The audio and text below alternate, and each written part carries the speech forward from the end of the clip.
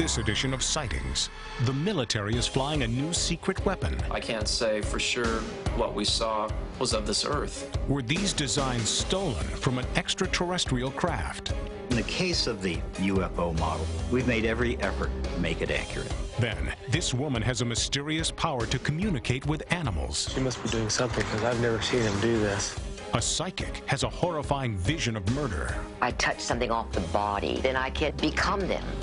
And later, alien abductees are given a terrifying message.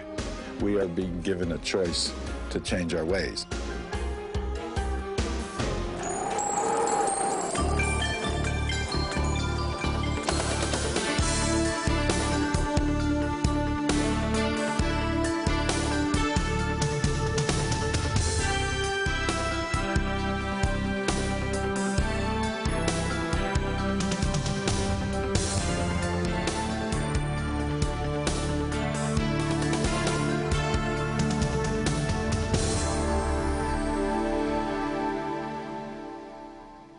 Welcome to Sightings. I'm Tim White. The wide open spaces of Nevada are the perfect testing ground for the U.S. military's top secret weapon systems and aircraft. So it's not unexpected that people who live there often report seeing unidentified flying objects. But the UFOs that have been sighted most recently are unique. You could see that it was definitely a spheroid-shaped object, and that it was surrounded by this very energetic field that would lag behind the maneuvers that it would make. We stopped on this ridge, and my partner looked at me. His eyes were as big as fish bowls, and he motioned for me to look back over our shoulders to the east. I can't say for sure what we saw was of this Earth. Area 51, Dreamland, Groom Lake. This UFO-rich area has many names, unless you talk to the military. Despite high-level leaks about top-secret aircraft testing here, with codenames like Aurora and Black Manta, the Pentagon continues to issue their standard denials, even to Congress.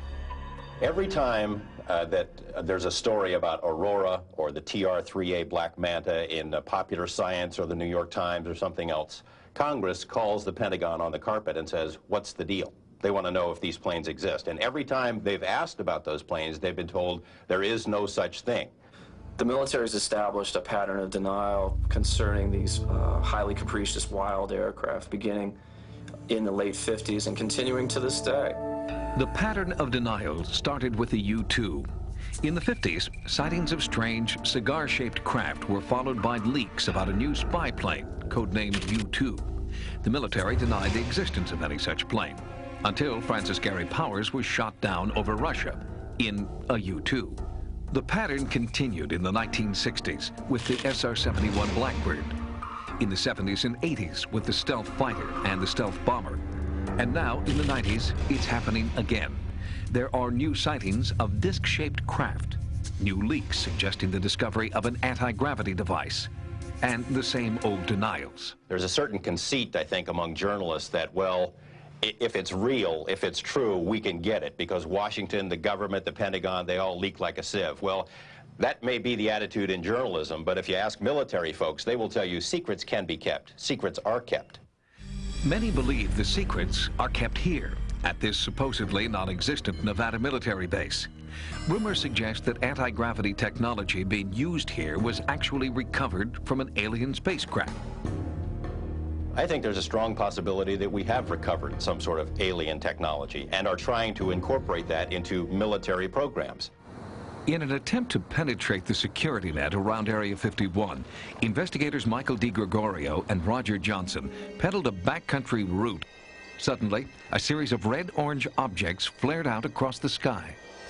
They started at great height, seemed to descend, and then flared out. It was startling. Then a series of silver pewter flashes went directly across the horizon at terrific speed. One of these silver flashes went directly up into the air. The bottom one seemed nearly to hug the ground. Did DiGregorio and Johnson witness the super-secret testing of a new kind of aircraft? In fact, someone did think they saw too much.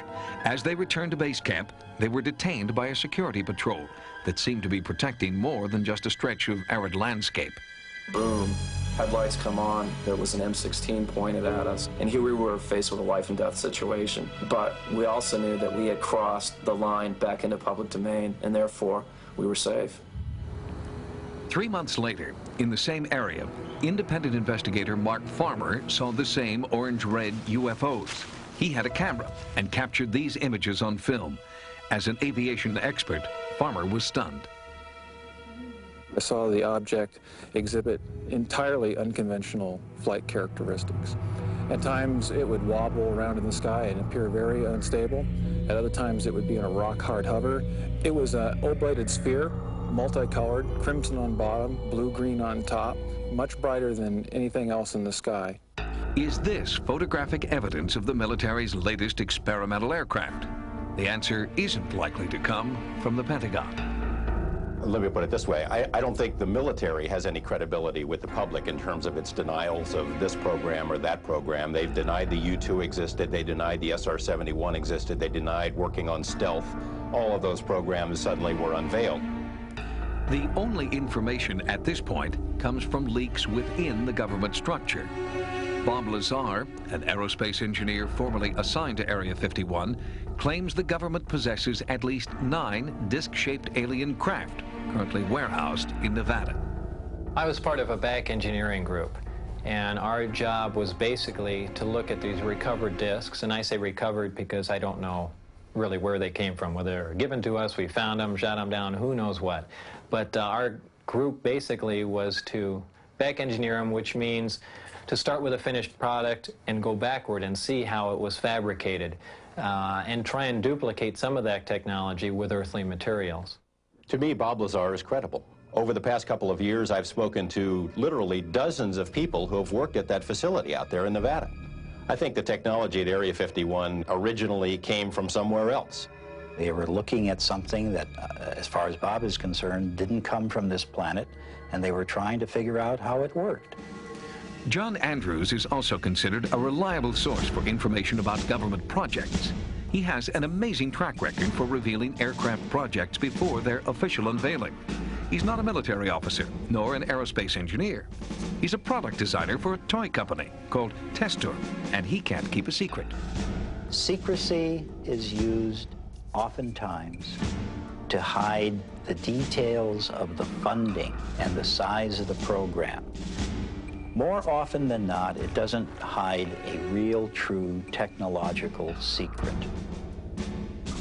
The Pentagon was not amused when Testor released a replica of the F-117A stealth fighter before it was officially known to the public. The recent release of their Project Aurora model is also making waves. Why is a toy company the public's best source for information about military projects? They have sources throughout the military, they have sources in companies like Lockheed and Northrop, and they get bits and pieces of information from here and put it all together. With such a remarkable track record, what's next on the Testor drawing board? John Andrews says it will be this, a UFO replica called the Sport Model. In the case of the UFO model, we've made every effort to make it correct and to make it accurate. We've made every effort to find out the best information on the subject. We went to people who said that they have worked on the craft. Could the Sport Model really be the next step forward in military aircraft design? Testor says yes, and the experts are listening. The Testor Corporation has been very lucky in terms of building models that suddenly become real planes, but it's not luck. Now they're telling us that they believe that flying saucers at Area 51 are a real possibility. This model may be the very, very first authentic plastic scale model kit of something that was designed and built and flown from another planetary system. I cannot say that that is absolutely certain, but there is that possibility. Next, on Sightings, a woman's uncanny ability to communicate with animals produces astonishing results. This is amazing. She must be doing something. There is an unspoken language between people and their pets, especially if they've been together for a long time. The same intuitive sense that you may have with one pet, some people claim to have with all animals. These aren't just fanciful modern-day Dr. Doolittles. Professional pet interpreters like Samantha Curry get astonishing results. I'm usually the last hope. The average person comes to see me because they don't know where to turn. This is their last hope. She's like a translator, is how I would describe it. People seek out Samantha Curry when the special bond between pet and owner seems to be breaking down. She's part pet psychologist, part sounding board, and claims that her psychic connection with animals is so strong that she can often communicate with a pet even when the owner cannot. It was her work with the elephants at the San Diego Wild Animal Park that first brought Samantha's talents into the national spotlight. Well, the elephant keeper thought that his animals, the 7 or 8 elephants that he had, were acting a little strangely. The elephant keeper's wife, who knew of Samantha Curry, had mentioned this to him, and I guess he figured, why not give it a try? When I realized that I was in the presence of a very intelligent being, it was overwhelming for me. Zookeepers were astonished that Samantha knew things about the elephants which were not public knowledge, including the recent death of one of the herd. When it died, they took the body and they moved the body away. The elephants didn't even get a chance to touch that body or that form. The elephants at the animal park had never participated in this type of mourning ritual, and Samantha told their zookeeper that this was the source of the problem. They wanted to grieve for their friend in their own way. He just said, well, I kept the skull for some reason, I don't know why. Would that help if I put the skull in the compound? So he had done that, and then they let all of the elephants out the next day. And he said that he had heard 3 or 4 enormous cries, and then they worked all day to take and separate the tusk from the skull. And once that was done, it was as if something was listed throughout the whole herd. It's theorized in the wild that elephants will go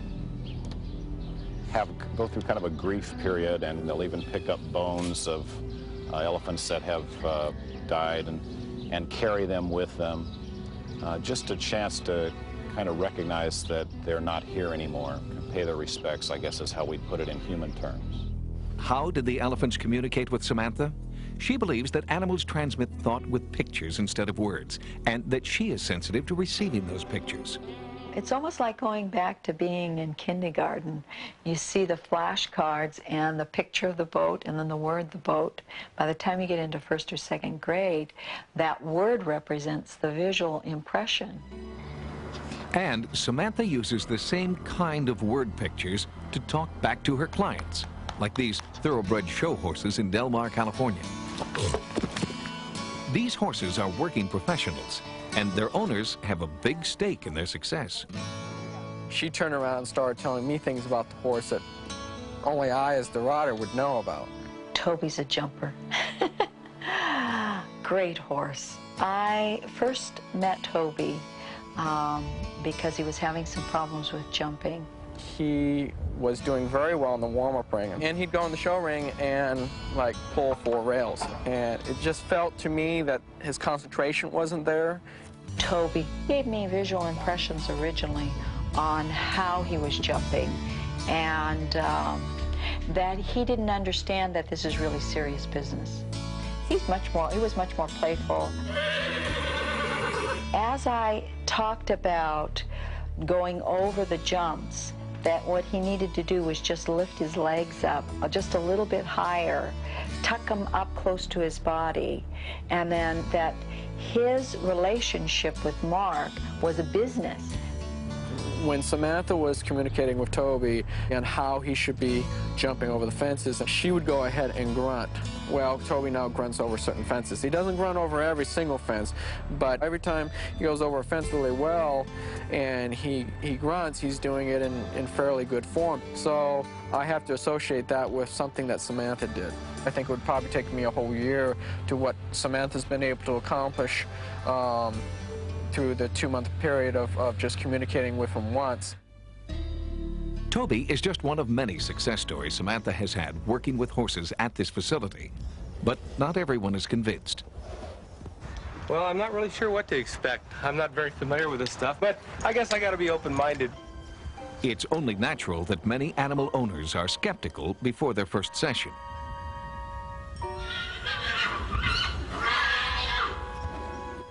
Diamond has recently become unruly, refusing to trot properly.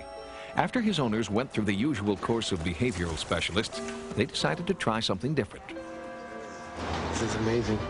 Well, she must be doing something, because I've never seen him do this.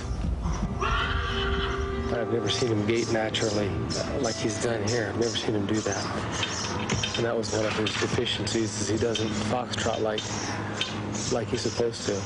Although Samantha consults with many professional animals and their trainers, the bulk of her work is with family pets. After 30 years of practice, Samantha has successfully brought thousands of pets and their owners closer together. But for client Julie Ritter, better communication with her dogs brought some surprising revelations. I was kind of wondering if something ever happened to the marriage, I wasn't expecting it, and I had to split up the 10 dogs, who would go with who? Julie brought her dogs to Samantha and asked her to interpret their preferences.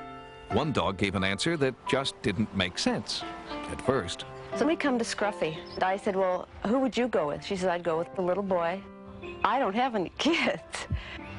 So I said, what little boy? And she said, well, the little boy that lives next door. Well, where am I? And, well, you're at church. And she said, well, the lady and my husband go down the hall. And I thought, oh my God, the only thing down the hall is bedrooms. And I went, oh my gosh, you're having an affair while I'm at church. And I started to laugh. I mean, the whole thing was hysterical. I'm talking to this lady with her eyes closed and dogs running around. And the irony is, we continued to work on the marriage, but ultimately it did die. And he married her, and the dog slept on the little boy's bed. Samantha believes everyone has the ability to communicate with animals using word pictures. It takes time and practice, but the rewards can be great. All the visual pictures are on in the brain, and then as you magnify and align your emotion with that visual, then the animal can understand you. If this is the key that will unlock the mystery of human-animal communication, Samantha Curry says we will all benefit from a more humane world.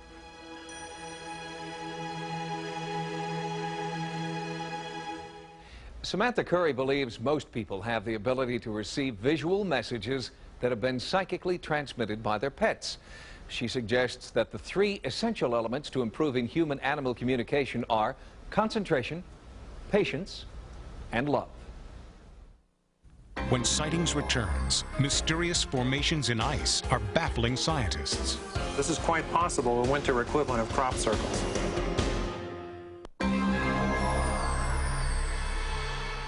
Crop circles are part of a larger paranormal phenomenon called UGMs, unusual ground markings. A recent study found that 53% of all UGMs are made in wheat. But there are also enigmatic markings in oats, corn, and ice. Ice circles are extremely rare, so sightings in the northeastern U.S. are drawing a lot of attention.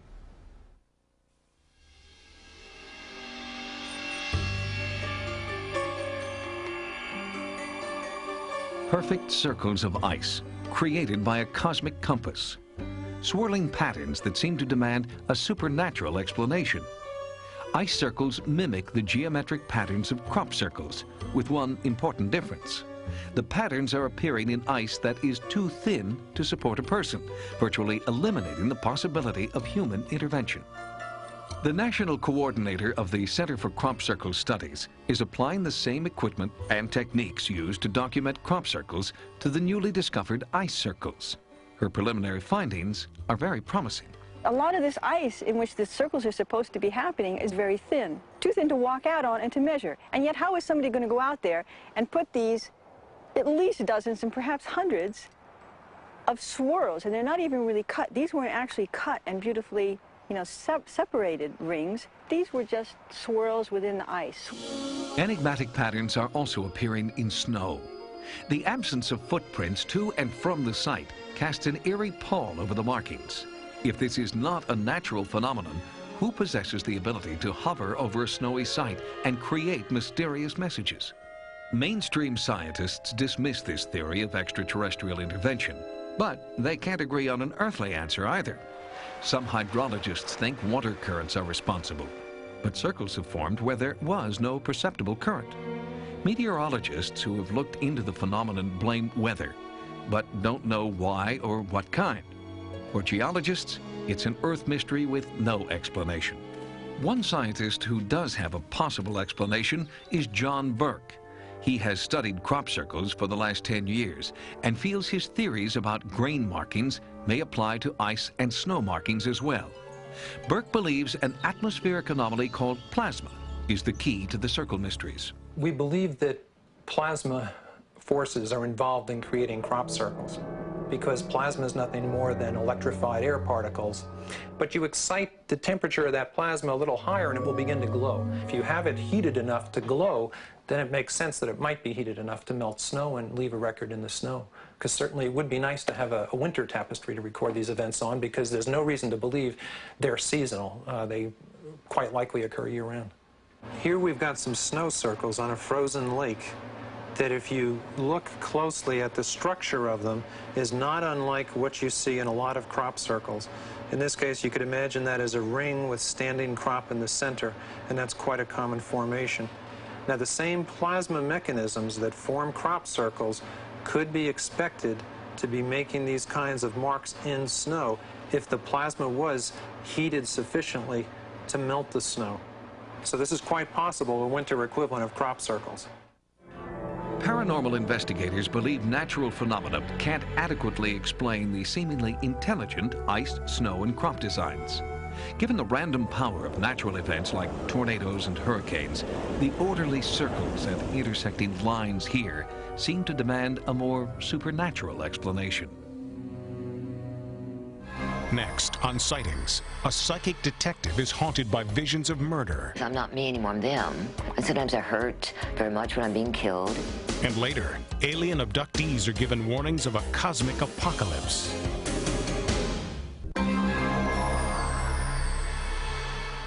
In case after case, police officers have reportedly solved puzzling crimes by operating on hunches and intuition. It's called blue sense. But when hunches and intuition don't pan out, more and more law enforcement agencies are turning to psychic detectives as a last resort. Noreen Renair sees things no one should ever have to see. She feels things no one should ever have to feel. Noreen Renair is a psychic detective who believes she has the ability to put herself into the role of killer, accomplice, or victim. It was like stepping on the moon once I entered into this. And it was just, I could touch a ring or watch, and I could see pictures in my head. Noreen became aware of her psychic gift by accident. At the age of 30, Noreen was working in public relations when she was asked to represent a female psychic. Reluctant at first, Noreen became fascinated with her new client. She just sort of did something on me and told me about some body scars and some things about me that there was just no way somebody could have told her. So then my mind started thinking, well, if she can do this, how can she do this? Noreen spent several years developing her psychic ability before she began offering her unique services to law enforcement. Over the past 15 years, she claims to have had many successes, including one unsolved case in which her psychic vision led to the arrest and conviction of 3 murderers. The double murder occurred on May 15, 1986, in this quiet neighborhood just outside of Albany, New York. One moment, Jake and Dora Cohn were settling in for the night. The next moment, they were dead. They were 72 years old, retired couple, living in a middle-class, maybe blue-collar neighborhood, and one night they were shot dead in the head. We had no physical evidence whatsoever, no weapon. We had 2 bullets laying at the scene, empty shell casings, and that was it. After 4 years of investigation, the police were no closer to solving the brutal murders of Dora and Jake Cohn. They'd exhausted every lead, and more recent crimes forced the unsolved Cohn case onto the back burner. But the Cohn's 2 children weren't ready to give up. They sought a different kind of help. The family came to us and recommended that we use a psychic in this case. The family wanted Noreen Renair. They'd read about her impressive track record and hoped Noreen's psychic ability would help crack their case. I don't really need to meet everybody. I just need to touch something that was on the victim. I touched something off the body. Sometimes it was worn with them when they were killed. I touch it and I can become them. The technique is called psychometry. By handling personal items found on the victims, Noreen believes she can psychically step into the crime scene and see what actually took place. They sent me some, a bloody shoe and a bloody pair of glasses. One was from Dora and one was from Jake. And then they called me and I tuned in and described what both people looked like alive. Yeah, the hair went up on my arms, and I'm thinking, how in the world does she ever know this? For example, one of her opening statements was that the victim, Dora, was on the phone with a female at the time she was killed. Now, how she ever knows that, I have no idea. Detectives traveled to Noreen's Florida home for a more in-depth session. They watched in amazement as Noreen entered a trance state and seemed to become Dora Cohn right before she was murdered. I felt like I was sitting down and I felt like there was a phone in my hand and I was talking to somebody I liked and I felt it was a female. All of a sudden, I remember hearing some noise behind me. When it came to a point, I had pulled Noreen's phone tolls through a court subpoena to make sure she didn't call Albany, New York to find that information. I mean, there was a tremendous amount of information that she was totally 100% accurate in. She had mentioned that a member of the family had brought the killer to the house on numerous occasions and that the killer had eaten dinner there. In her trance, Noreen felt a connection between Dora's grandson and the killer. And I was very surprised and shocked that this person was here. He shot me, and I don't know if I get up when he shoots me again, but I know I'm on the floor, and my back seems to be hurting me a great deal, and I'm on the floor, and I die. Noreen's revelation about the grandson's involvement shocked Lieutenant Krolak. He'd harbored similar suspicions since he first began investigating the case. After 20 years on the force, Lieutenant Krolak feels he's developed his own brand of psychic ability. He calls it intuition. But a cop's intuition isn't always enough. That's where Noreen comes in. People think that I can do this forever and ever. I work very few police cases because it exhausts me so terribly that whatever day I worked, and the next day I'll be drained. Long days of reliving brutal crimes, tracking missing children, finding bodies. Sometimes, Noreen says, the horrific visual images stay with her for days. That was certainly the case with Noreen's work on the Cohn murders. Even though she never visited the crime scene, Noreen was haunted by one particular face. Her psychic visions were overwhelming. We brought down 10 photographs. She looked through the 10 photographs, put a few aside, went back and looked at them again, and then picked up the 3 that she put aside. Put one aside and said, this is the shooter, this is the killer. Took another one, put it aside, said that she believes this is his associate. Picks the 3rd one, who turns out to be the grandson, and said he was part of this. She was accurate on all 3. In a sad twist of fate, Noreen had pointed to the son of the woman who had originally hired Noreen to work on the case. I know that she put us in a direction that we've overlooked. The alibi, the grandson looking into him deeper, certain other bits and pieces that she gave us that opened our eyes to something else. Lieutenant Krolak admits that without Noreen's help, the Cohn case may never have been solved. It's not my work, it's my life. Anything they want me to do, I'll try. I feel like I'm just sort of a tool. They use other tools. I'm just one of the tools they use to get more information to find the bad guys. The shooters, Keith Snare and Robert Charles Skinner, were both sentenced to 60 years in prison without the possibility of parole. James Mariani, who was the Cohn's grandson, was sentenced to 40 years in prison without the possibility of parole. Noreen Rainier continues to work as a psychic detective. Next, on Sightings, alien abductees receive a terrifying message from their captors. We are apparently a malignancy at a cosmic level now. Perhaps the most controversial subject we investigate on Sightings is alien abduction. More and more seemingly credible people are coming forward, claiming that they've been abducted, probed, and manipulated by aliens. And now there's a new pattern developing. Supposed abductees are returning from their experiences with a cautionary message for us all.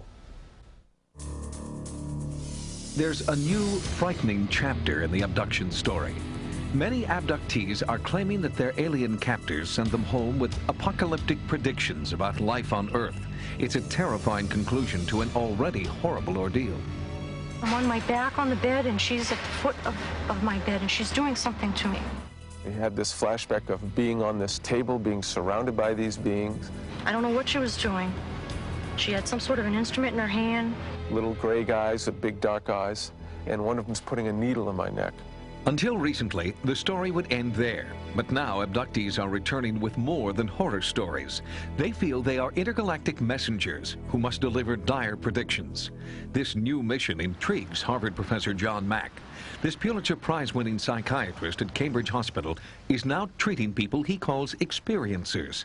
In his new book, Abduction, Mack presents 13 case histories. I thought this is crazy. I mean, I thought this is not possible. I'd seen many, many cases and worked for 2 years before I said, look, there's a mystery here. I can't explain this. There's something like what they're saying seems to be happening to them. You actually have seen them in your room in bright sun daylight. What did you see? Currently working with over 100 patients, Dr. Mack's clinical approach gives abductees a chance to talk openly about their experiences.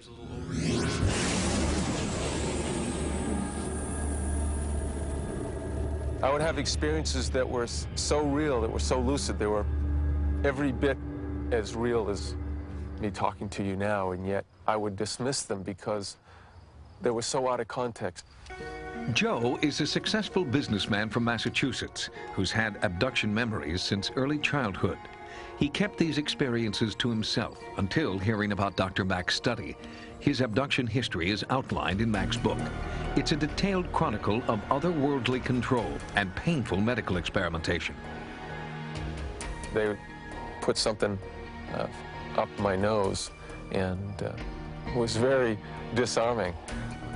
And yet there's that sense of almost a split self, because there's a part of me that's terrified and doesn't understand, and yet there's this other part of me that they've already explained the procedure to and why. Over time, Joe's abduction experiences have changed. In an extraterrestrial version of the Stockholm Syndrome, he has less fear and has begun identifying with his captors. Once they begin to come to terms with their terror of the trauma, the experience tends to transform. They feel they're somehow connected with these beings, and they experience the beings themselves as closer to the source, which is a term they use very often, or home. It was the most profound experience of my life. But that kind of profound transformation does not happen in every case. The first being that I ever saw consciously in my entire life was sitting right here. Diane, a software test engineer, is also a patient of Dr. Mack's. She's documenting her encounters with these watercolor pictures. This picture was in the fall of '92. It took place here in the house, and I woke up, started to pivot around, found I couldn't move, and something released, and I said I could move. I scanned the room, just about to give up, and I see a small gray female being sitting there just waiting for me to spot her. And then she, I don't know whether she flew or what, but she sure came across the bed fast, right up to my face, and steered right like this. Although the experiences don't fit our notions of reality, there's no reason to believe that they're not telling the truth, or that something occurred to them that is real and they're telling it truthfully. To corroborate these personal beliefs, Dr. Mack searches for parallels among abduction stories. The most common thread, and ironically the most extraordinary, involves reproductive experiments. Sperm samples taken from the men by a cup put over the penis, some kind of vibratory energy that causes an ejaculation. eggs taken from the women. Something is done between the egg and the sperm, which may be reimplanted in the woman in a subsequent abduction. Then that will be taken, the fetus will be taken from them at a later time. That's their experience. I flew out the window like a sucking, vacuumed out feeling with all the air pushed out of me. I ended up on a craft, laying down on a table. And next thing I know, I see a child. One of those ugly little gray things is holding a child up. And I said, no, that didn't come out of me. At the end of that experience, I blacked out and came to standing on this platform, and I was not home anymore. I was somewhere else. I don't know where this was. I felt like I was on a ship. The emotion is so appropriate to a real experience. Dreams don't operate like that. Fantasy isn't like that. Trauma displaced from some of the source isn't like that. It isn't just a traumatic story. It's a complicated, consistent narrative that operates clinically altogether like a real experience. The complicated, consistent narrative Dr. Mack's patients describe always has a beginning, middle, and most recently, the same exact ending. Before they are returned home, the abductees are warned about an impending apocalypse, unless all people on Earth drastically change their way of thinking. We are told that the human experience, the human race, as we have known it, is becoming, or soon to be, non-viable, if not extinct. It can't survive. My own sense of it, and this is like purely speculative, is that we are also being given a choice to change our ways. In other words, we were here to shepherd or steward the earth, or be responsible for a higher consciousness, and what we've become so far from the Creator, so distant from the source, that we have treated the earth like it was our property, and we are apparently a malignancy at a cosmic level now. The message is, wake up, grow up. The sandbox that you're littering is not your own. That you are not alone. That you don't need to feel the sense of isolation and separation that you have felt. That you're part of a bigger community.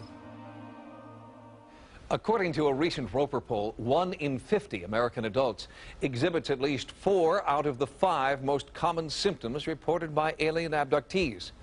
That's a staggering statistic, because it seems to indicate that 2% of our adult population is experiencing something for which no one has a conclusive explanation.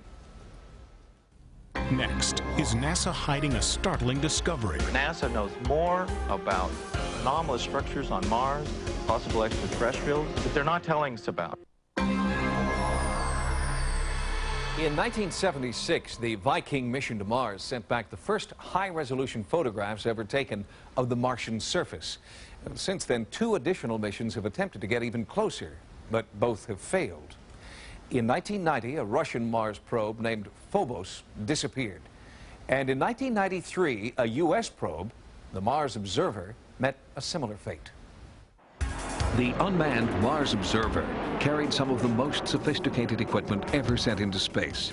The Observer's mission was to conduct a comprehensive photographic survey of Earth's nearest planetary neighbor, Mars.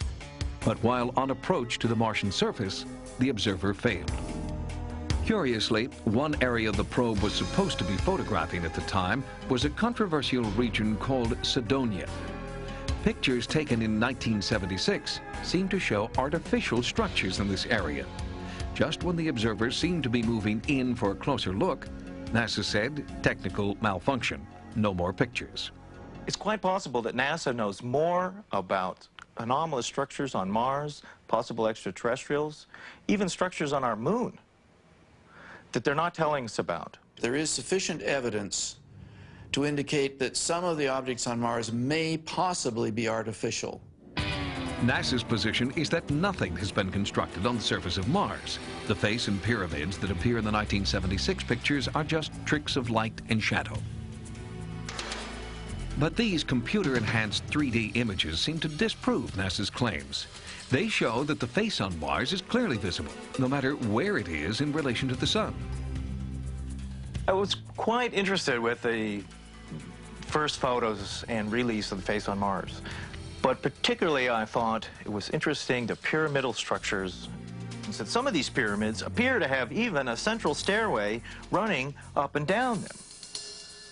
The more we look at these structures, the more we can see that there's something amazing here. Some researchers believe that NASA is withholding important photos and data taken in the Cydonia region. They suggest NASA created the observer malfunction story to hide what could be the greatest archaeological discovery of all time. If some people want to go far beyond the edge of what's accepted in terms of imagery, see patterns on the rocks of Mars or on the Moon or in the rings of Saturn, my view to that is mazel tov. Go ahead, do it.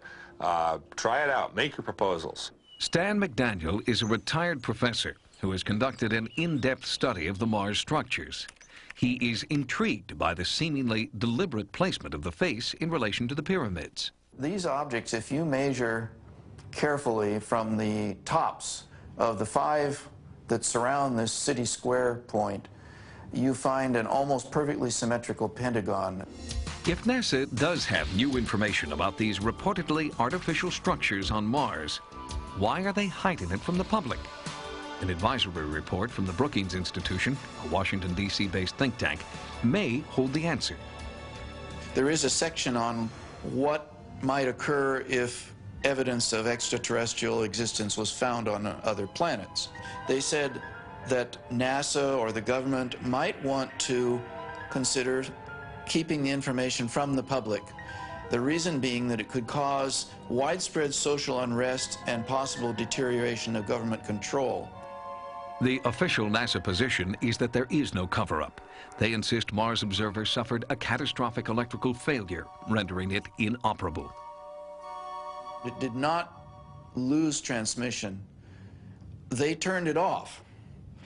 And they turned it off after the instructions for going into orbit had been uploaded to the spacecraft. It was possible then that the spacecraft would go ahead, follow out those instructions, and go into orbit. Before we start saying how these rocket scientists messed up, and they did mess up, we have to keep realizing just how tough these projects are. That we're doing things out there in space every time we do it that no one even thought was possible a few years or decades ago. These are really incredibly tough missions to accomplish. The debate may end in 1996, when NASA plans on launching a new Mars probe. This may be the second chance ufologists are hoping will prove the existence of an ancient civilization on Mars. In addition to the formations on Mars, one research group is studying what appear to be strange structures on the surface of the Moon. This photograph of the lunar surface shows 2 geometric shapes. The circle could be a crater, but the triangle seems unlike any other naturally occurring formations that we know on the Moon. If you've had a paranormal experience, call the Sightings Hotline at 1-900-933-SIGHT. That's 1-900-933-7444. Each call 65 cents a minute. Average call lasts 3 minutes. Sightings is also online. Our email address is sightings@aol.com. On the next edition of Sightings, scientists close in on Bigfoot. It's a very tough task to find one of these things. I think we're the people who are going to find one. A paralyzed boy prays for death. There's definitely I was possessed. And is saved by the light. I came back and I was a different man. Then, alien abduction. Could you be next? I know something has happened to me, but I was in extreme denial. Until next time, remember, no mystery is closed to an open mind. For Sightings, I'm Tim White.